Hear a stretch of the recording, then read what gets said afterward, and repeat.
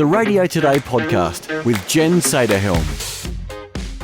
Hello and welcome to Radio Today Tonight, where Steve Ahern joins me for a list that's grown exponentially over the last week. On the table is Karl, Kyle, Kris and Jackie O. Audio listeners, I'll chat with Spencer Howson with his thoughts on the loss of more regional breakfast shows from the SCA Seven network, as well as the RCS Song of the Week. But to start things off, Steve, I have a question for you without notice. And this came from my conversation with Spencer Howson. I wonder, this morning when you got up, what was the first news things that you went and had a look at? I listened to news radio, so my news first comes to me as audio. Then I checked our websites, but then two websites, news.com and ABC. That's my first quick check of stories that are trending. Right. Much the same for me. The first thing I did when I got up this morning was I wanted to know what the update was on the Karl Stefanovic situation, which we will talk about more this episode. But the other thing that I did was I checked the World Cup results, the Soccer World Cup results. And Spencer said to me that one of the listeners that he'd interviewed said, you have to remember that lots of us don't wake up and want to know local news. We want to know the big news things that are happening. And I reflected on that this morning with my own actions and realised I had done exactly that. I hadn't looked for anything that was locally specific. There were two particular things that I checked first up, one of which was global and one of which was national. How interesting. And yet there's also, over the years, been established wisdom that people, especially in tough times like we're in at the moment, world geopolitics, people hunker down and focus on their local area. So very interesting. Yes, and that starts me with the conversation of post-survey 3. The first thing that has happened in the last fortnight was that SCA 7 have commenced their job cuts. Now, initially, I don't know where I'd got this impression, but I thought it was going to be a lot of behind the scenes and maybe some executive kind of stuff. But we saw the loss of 3 regional breakfast shows. A1, the hit program that goes from Victoria all the way down to Hobart, and then the other one, Bronte and Lakey, that covers regional Queensland. Now, all of the eastern coast of Australia is now going to be covered by Jess and Rowan, who are doing the hit Newcastle show, which initially to me was unfathomable. That's such a vast area that one breakfast show is covering. And Steve, what are your thoughts on this? I think it's a bad idea. I think it is, driven by money. When I asked Rowan Lund about that, the new CEO, about his regional teams, he was not at all committal that they would be immune from the economic decisions that he had to make. And that made me sad, really, because I think he has some experience, but it seems to me he's thinking like a television person. Television programming and economic decisions, I think, are different from radio decision-making and programming. Radio is local, its cost base is smaller, and the connection with the community is closer. And I really feel that an East Coast regional breakfast show, the one show that should be local in a market, it's doing a disservice to those stations to have that come from Newcastle. They do a good job in Newcastle, they're a great show, but it's very hard to reach across the states, across the miles, across the time zones, in this case, not such a big deal, except in summer, and across the weather.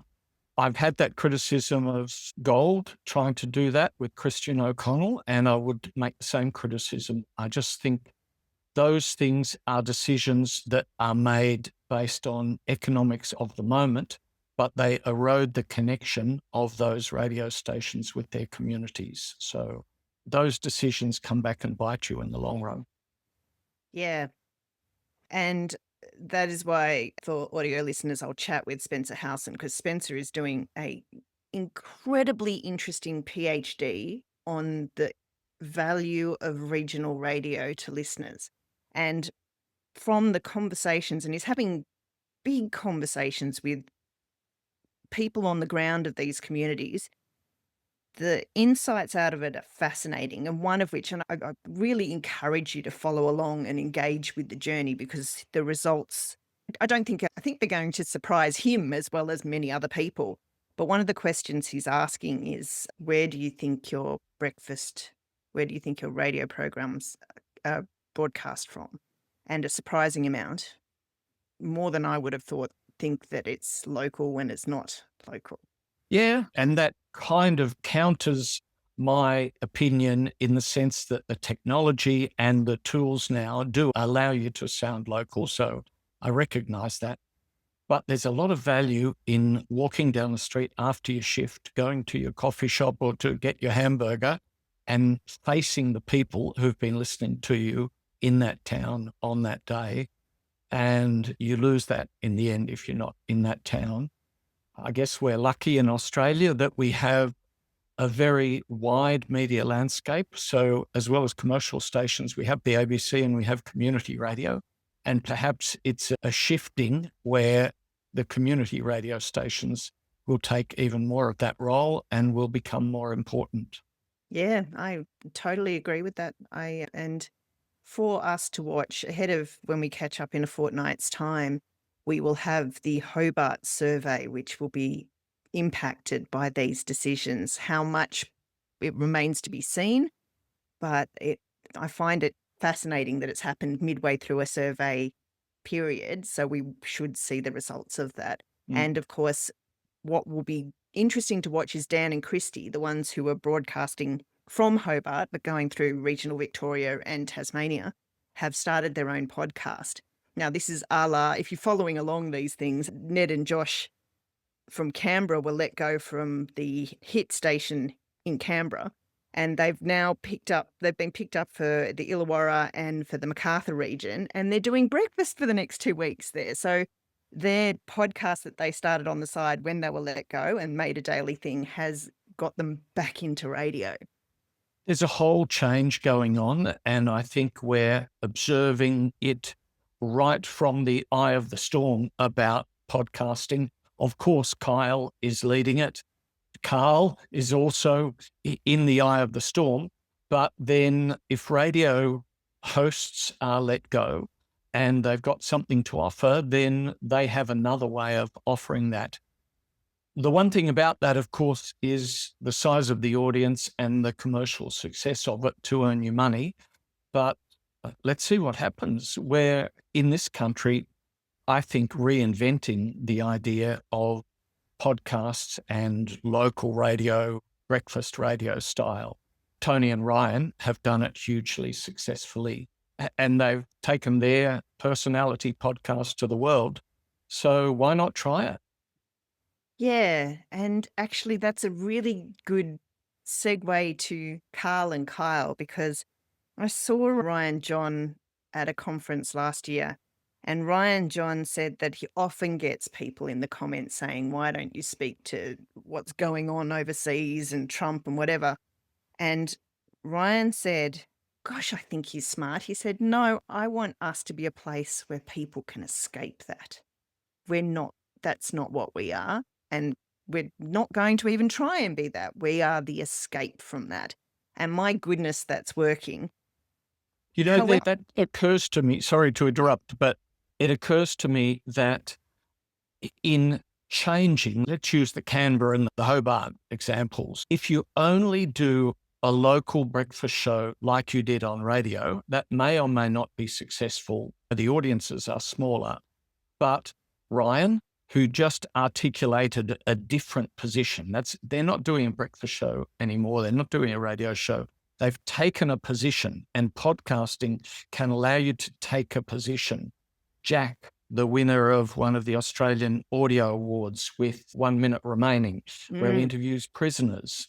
He started thinking about taking his radio show to podcast, but then he honed it in on a particular interest he had. So I do think there's an element that you have to shift if you're going to make that strategic decision to take what was a radio show to a podcast. And you've got to work out what is your niche audience in podcasting that you're going to speak to. And that the Tony example, the Tony and Ryan example, and Jack's example are very good ones of people who've done that and had success. Sorry, I cut you off. What was your point? No, I'll just add that Mark Fennell, who also won awards at the Australian Audio Awards, is exactly the same. And he's in the position now where people are coming to him saying, do you know about this? And there's an idea for the next series. And it snowballs. It's wonderful to witness the evolution of these people who've come from radio, TV to become tremendously successful podcasters and TV hosts. And one of the secrets of success there is, and I'm speaking to you, all you people leaving radio and thinking of a podcast, here's one of the secrets of success. Once you've worked out what is your specialist topic, feed the metadata, because the difference between radio and podcasting is people can find you by your topic. On radio, you have to find the station by the format. Gold is clear format, good name. Whatever is the format, people find that and then they find you.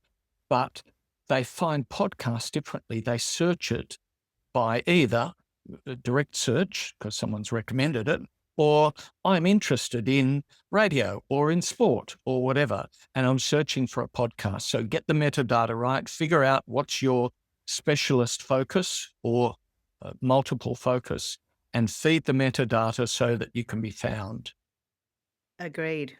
And adding into the metadata and the podcasting world is now Karl Sanderlands, although how he's described it doesn't yet really specifically sound a podcast per se. It sounds like a video show, but it probably sit under the podcast in inverted commas umbrella. So that was among the other big news this fortnight is that Kyle settled with ARN and now he's off on his own trajectory. He's still somewhat tied to ARN, who have taken a cut of whatever the profits are, but he will do the Karl Sanderlands show, which sounds very similar to the Karl Stefanovic's show.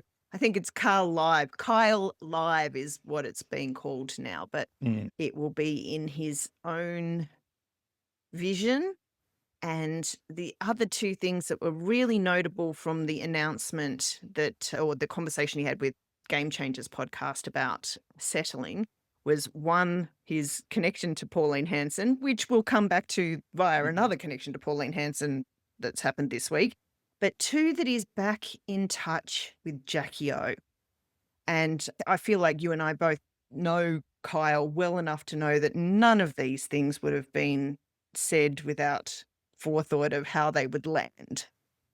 Yes, I think that's right. And great credit to Irene and Craig on Game Changers. That was a really interesting, insightful, timely interview, and Kyle purposely chose to deliver that there. So we've now got the news from Kyle's mouth about that, and you're dead right.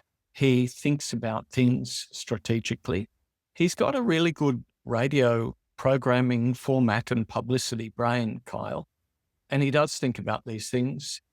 I think he definitely wanted to make sure that everybody knew that he is sorry for things that he said to Jackie over time, and he wants reconciliation. It seems like Jackie may be open to that, but she needs a bit of time from the way that she's been quoted. And of course, she's still running her court battle, which is a very different case from Kyle's. It's a fair work kind of case. So she has various legal constraints on what she can say too, but she's keeping a low profile. I think going back to that Eye of the Storm, Australia reinventing the world of podcasts, In America, Serial was the first podcast series to capture public attention and let people understand what a podcast was. Then came Joe Rogan, who really took the tradition of the Howard Stern kind of talk show onto the podcast medium. And then there's Mel Robbins, yes, who does a similar sort of thing, female skewed in America.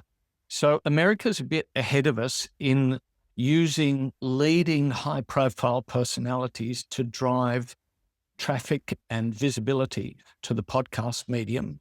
I think Kyle's going to drive that here no matter what he does.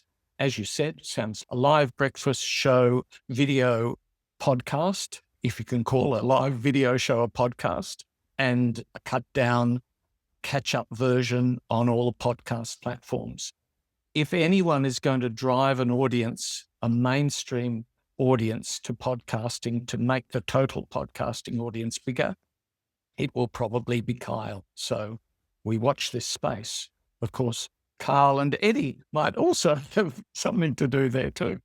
I totally agree. We watch this space, but then Kyle and Karl are friends, Karl Stefanovic. And just as Kyle's news was still in the ether and we were all talking about it, along came Karl. Now, Karl has kicked off his The Long Weekend show with Eddie McGuire, which is on radio, on iHeart, on 9Now, and I think it's Stan as well. You went, by the way. I did. I went to the first live show a couple of weeks ago at ARN's studios in North Sydney.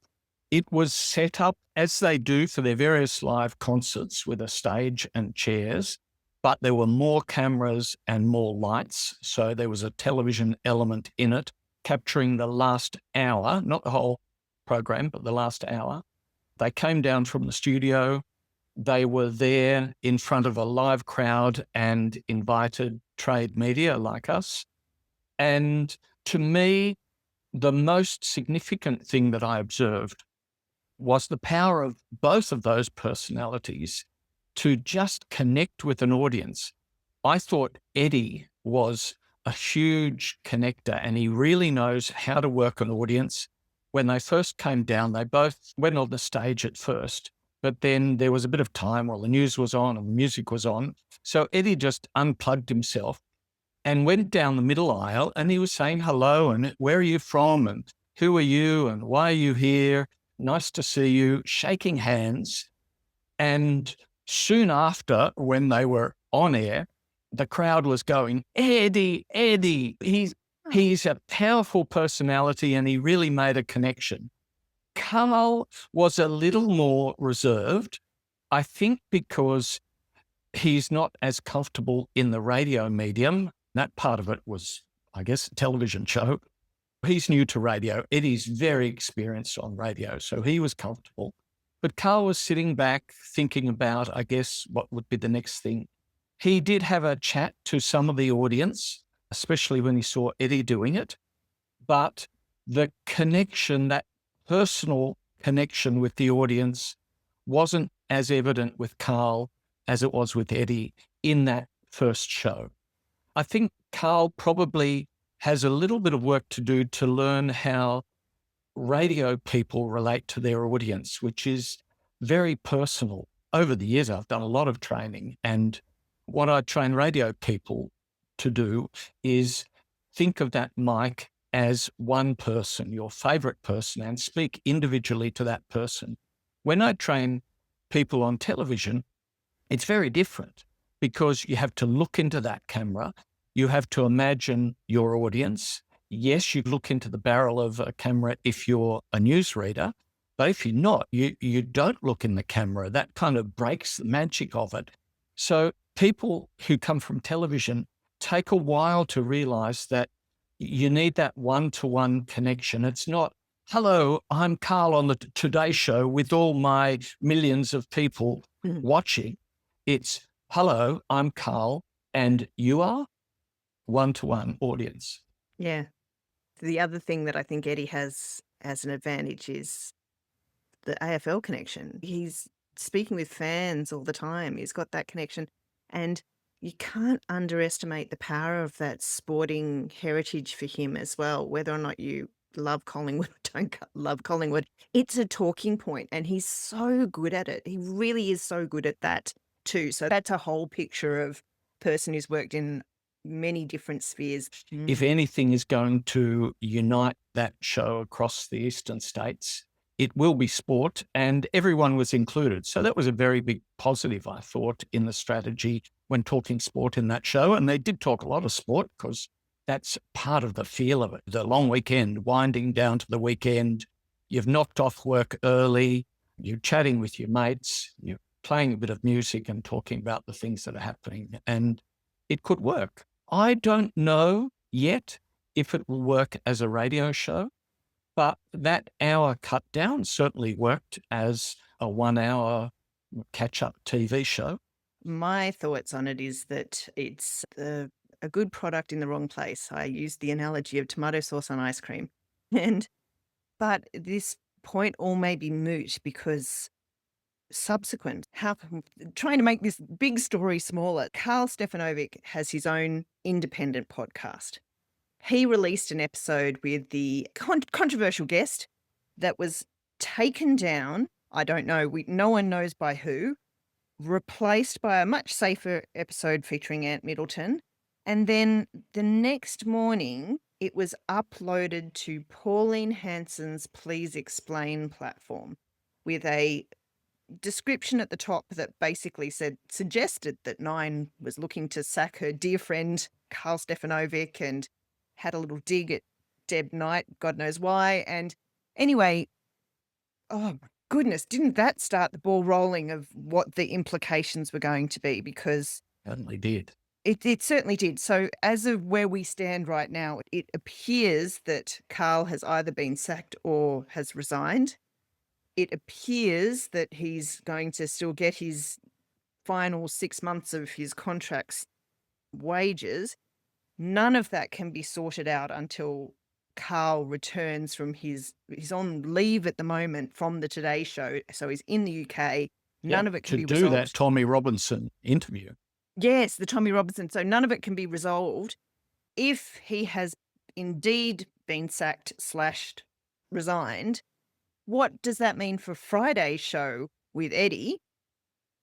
Yeah. What does it mean for this Friday show or the show going forward? Because if Karl is overseas at the moment, it would be 3 a.m. in the morning that he'd have to record that show to do this Friday's episode if they're actually doing it live, which I think was the point of what they were trying to do. But will it continue?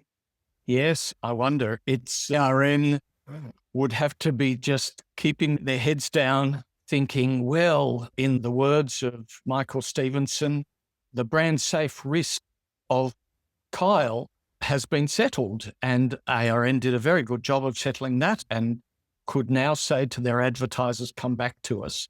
And yet here is another K for Karl, creating another brand safe risk.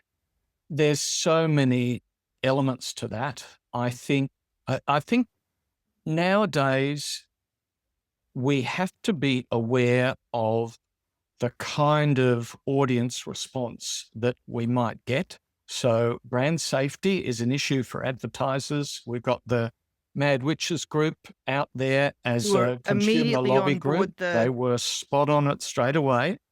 Consumer advocacy lobbying against advertisers has been a huge thing in America for years, along with court action. Thankfully, that kind of consumer court action doesn't happen so much in Australia because we have different laws.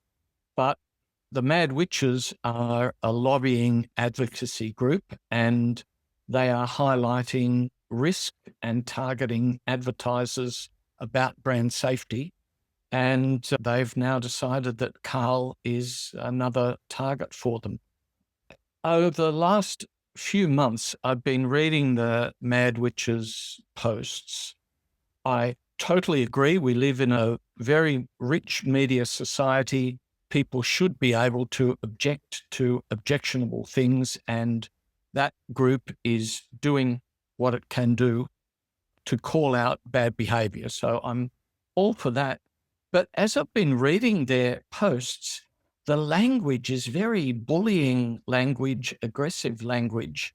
And that also sits uncomfortably with me, as does some of the supposed journalism in the case of Karl interviewing Tommy Robinson, or the bad behavior of Kyle. So I just wonder, do you do one bad thing to correct another bad thing, or is there a better way of doing it if you're a consumer advocacy group?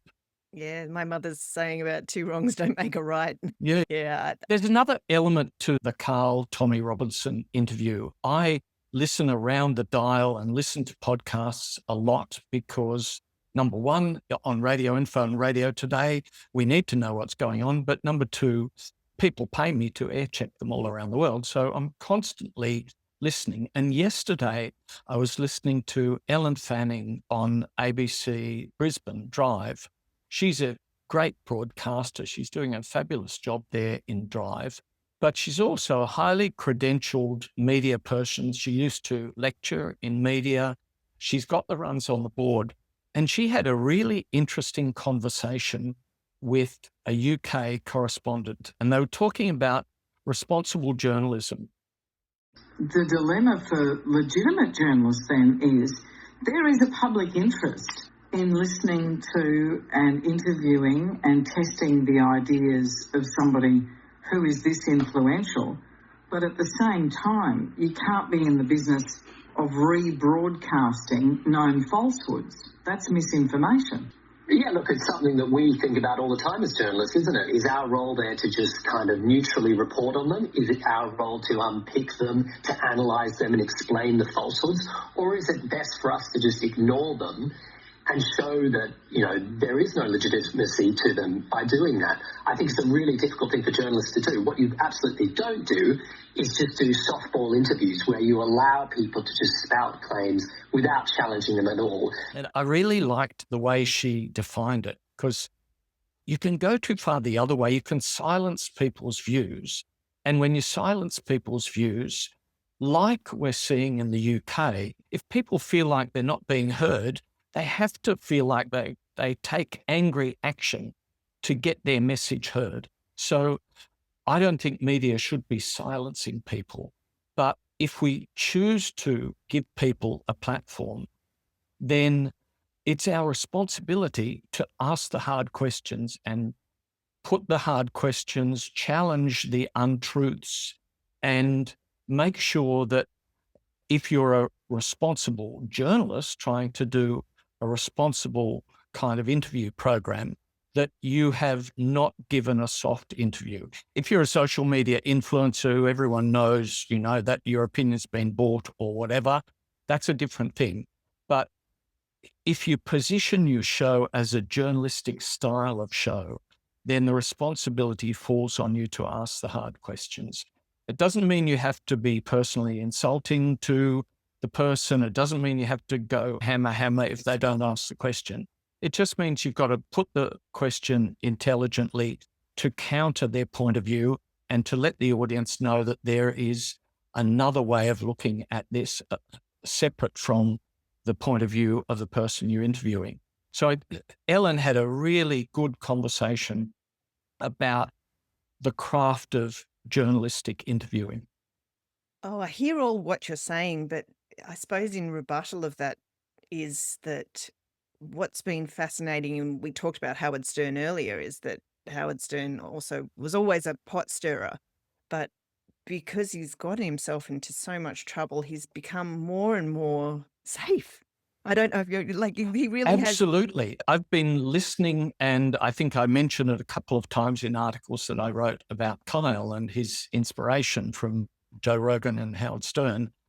And Howard Stern's show was like the Kyle and Jackie O show until he went to Sirius, and then he got more extreme in the pranks and the awful things that he was doing. But over the years, he's moved on from that. And that's the secret of longevity in any media performer. You have to reinvent yourself. John Laws did it all the time. Every decade, he reinvented himself. And Howard Stern has reinvented himself because he found that circus act no longer worked, and the audience has changed, and people understood that it was more offensive and weren't tolerating it more than they were 20 years ago. So he started to think, okay, what's important to me now? What's important is to learn what the views of these interesting, controversial people are who I can interview. So his show now is very much long-form interviews. Joe Rogan's the same. Joe Rogan is very schizophrenic, in my opinion. I've listened to a lot of Joe Rogan, try to work out what's the secret of success. When he doesn't have an interesting guest, then he is also a kind of a crew show where they talk nonsense, unsubstantiated fact, rubbish, yet it's entertaining. But I can't listen to that. It's nonsense. But when he does an interview with someone of substance, then he's clearly intelligent and asks good questions and challenges them. And it's worth listening to.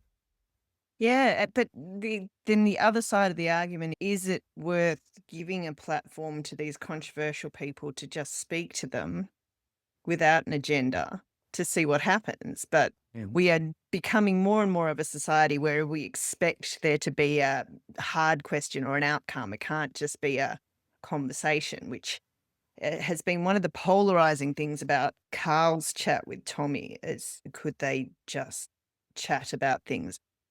There was an agenda to that one, but it's the evolving nature of podcasting. But that brings me to where we stand right now. So Karl will have his podcast. Kyle will have his podcasty thing.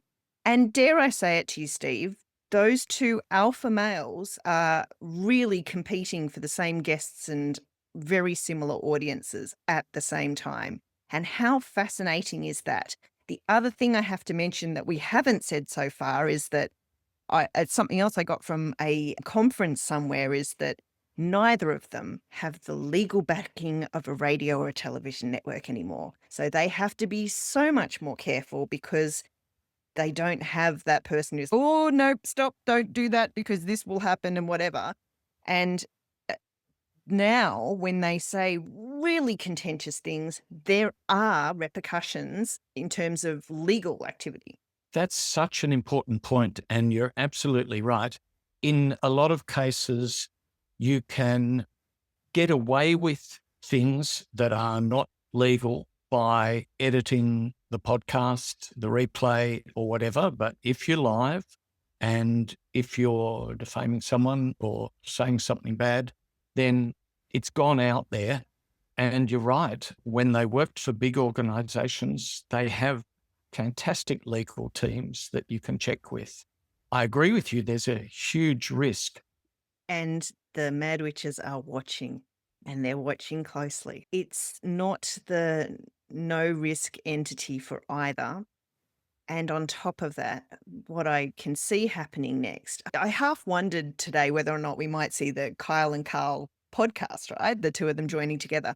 But I just think they're two alphas that couldn't do that together for any long-term proposition. Yeah, However, interesting. And yet they're friends and they have done short-term things before. But yes, it's about sustaining it every day. On the risk side too, I asked people last week, leaders in the industry, about whether they thought Kyle's live show and podcast would be successful. And most of them didn't want to go on the record. Lots of them told me what they thought, but they didn't want it published. But Graham Mott went on the record, and I thought he nailed it on the pros and cons of Karl Sandilands.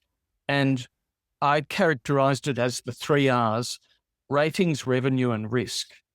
He said, no doubt, Kyle, with his huge personality, brings an audience, brings ratings, and revenue follows, even though there was risk to it, and some advertisers were risk averse.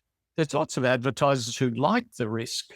I spoke to Lauren Joyce about this. She also talked about the fact that when she was there at ARN, there were many advertisers who ran a mile from Kyle's program after the Mad Witches campaign, but there were others who really wanted to be associated with the edgy style show. So there's pros and cons of that risk as well. And if you get the right balance, then revenue follows. So you're talking about ratings, revenue, and risk in those 3 R's when you're evaluating that sort of thing.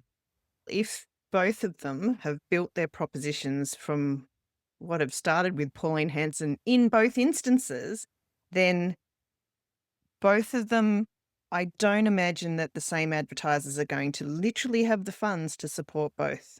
So it's going to be really interesting there, because I really do think that they're competing, and I don't know if they've clocked to the fact of the competition, or maybe Karl Stefanovic really has, and that's why this week has happened. We will see. I have a speculation for you to wrap up this show. So the other thing that happened over this fortnight, which we have mentioned so far, is that Jackie O is persisting with her case against ARN. We don't have a lot to go on here because Jackie O has really gone to ground. There are additional elements to it, but I read somewhere that she hasn't actually been in touch with ARN, right? So she's really gone to ground and removed herself from any voice to the conversation whatsoever. Then Kris Fade, who is working over in Dubai for Virgin Radio, announced that he had been offered Kiss Breakfast, but he had turned it down, which, Steve, you and I first alluded to, maybe 6 weeks ago, maybe 2 months ago now. So that happened. Yeah, and isn't that interesting in the way that he said he had turned it down? He said he'd signed a 1-year contract in Dubai. If you blow up a show, the person who comes in to fill the chair is always going to get the backlash. So you don't want to be the first person to fill a chair, but maybe a year after, you might be happy to do it. He has worked for ARN beforehand. They know who he is. And I like him. He's a great broadcaster. And my personal opinion is he is the right person for the job, which ARN has obviously agreed on. I have a speculator for you, though, further to this. There were 2 other little interesting tidbits to it. First of all, Kris said, not yet, right? So I don't believe that this conversation is over at all yet. But the other thing that I have reflected on, the only statement that Jackie O has actually made is that she is not willing to work with Kyle Sandilands anymore. So Kyle, who I also believe in his kind words about his reconnection with Jackie cannot work with him because her legal case is based on the fact that she can't. And I think that Kyle knows that she's the missing link to what he's doing now. He needs a Jackie. He really does. It made the show. Whether you were a fan of Jackie, a fan of Kyle, or whatever, the 2 of them together were a bigger sum than the individuals. I think that what ARN was hoping for was Kris Fade and Jackie O. And Jackie O has not come to the party yet because she's really pissed with ARN. And I think that's what we're waiting on. Interesting. Look, it makes sense. It's good speculation. Remember, they offered her an opportunity They to did. work in the Yes. future. Absolutely. That And- was, of course, before she sued them. Those sort Yes. of things may change your willingness to work with people, but happens in the media all the time.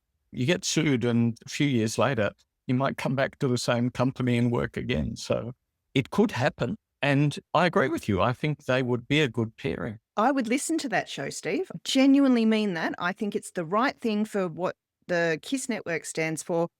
Let's start it in Sydney. Let's leave Melbourne alone and just make it Kris and Jackie O in Sydney, which they are both from. Kris really stands for Western Sydney, which is, again, what I always symbolise KISS 1065 with. It's just some things haven't been ticked in the boxes yet. Yeah. And on that basis, give it time. And Kris is giving it time if he ends up back here. And Jackie is giving it time, hopefully for everybody's sake. Whatever end to that court case is going to happen, that it will happen by the end of this year. They're scheduled for court in October. They may settle before. 10 days in October should get it all out there. The only question will be how quickly the judge will then hold on to make a decision. As I've declared before, I was the expert witness about radio for the court in the Karl case. Now that case has finished, I'm free to talk about what I wrote, and I wrote about ratings, but I also wrote explanations about the kind of dynamics between team shows, generators and reactors, the cast member in a team who feeds the joke, and then the one who sets it up, and then the one who plays off that, and then the one to laugh. There's a whole lot of craft behind the scenes that people don't know. They don't need to know. They're just listening to a good radio show. But when it's really working, there's great craft to it. And I wrote some expert reports to explain to the judges and the lawyers how that worked. I'm going to talk about that at RadioDays Asia later this year. Oh, that will be really interesting because so much I suspect will happen before that date too to continue this conversation on. I wonder if it's going to get to October.